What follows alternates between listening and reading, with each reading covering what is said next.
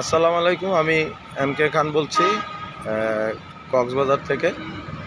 আসলে আমি যে জন্য ভিডিওতে আসছি, ভিডিওটা আসলে দেখানো একটু দরকার। আসলে আমাদের কিছু এরিয়া আছে, এরিয়াতে দেখেন আপনারা, এই এরিয়াটার মধ্যে আপনারা দেখেন এখানে এইখান থেকে শুরু করে beach area, Cox's Bazar beach area, দেখেন কক্সবাজার বিচ এরিয়াতে পুরাটাতে কীভাবে নোংরা হয়ে আছে। এই নোংরা পরিবেশটাতে কীভাবে একটা বিদেশি পর্যটক আসলে সে কি মনে করবে, তারা একটা এই ফুটপাথ দিয়ে হেঁটে যাওয়ার সময় কি পরিমাণ নোংরা। তাইলে কক্সবাজার সিটি কর্পোরেশন কি এগুলি তাদের চোখে পড়ে না? আমার তো মনে হয় তাই।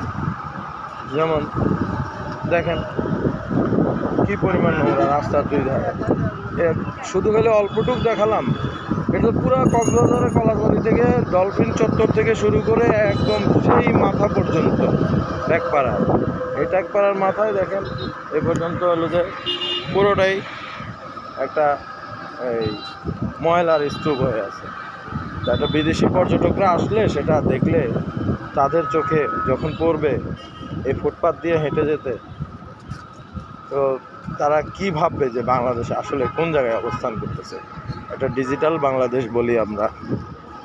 ডিজিটালাইজড বলতে বোঝায় যেখানে অত্যাধুনিক সব কিছু থাকবে, পরিষ্কার পরিচ্ছন্ন রাস্তাঘাট থেকে শুরু করে সর্বস্তরে, নেটওয়ার্কিং থেকে এভরিথিং, এগুলি সব কিছু আপডেট থাকবে এবং পরিষ্কার থাকবে। এই অবস্থা দেখেন, এ হলো আমাদের কক্সবাজারের চিত্র। যা হোক, আপনাদেরকে দেখালাম। এটা হলো যে কলাতলি জায়গা, এটা একটা রোড। এই অবস্থা দেখা যাচ্ছে। শুধুমাত্র ময়লার এই স্তূপগুলো দেখানোর জন্য আপনাদের সামনে এলাম। ধন্যবাদ সকলকে, সবাই ভালো থাকবেন।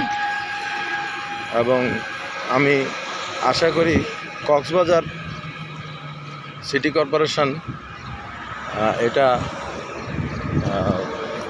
সুদৃষ্টিতে দেখবেন এবং পরিষ্কার পরিচ্ছন্ন হলো যে একটা একদম বলাই আছে, এটা ইমানের অঙ্গ, যে পরিষ্কার রাখার জন্য আসলে পরিবেশ পরিষ্কার রাখবেন। আসলে আমরা এটা মনে করি যে অনেকে আমরা রাস্তার ধারে দিয়ে হাঁটতে হাঁটতে ময়লাটাও ফেলে দিই।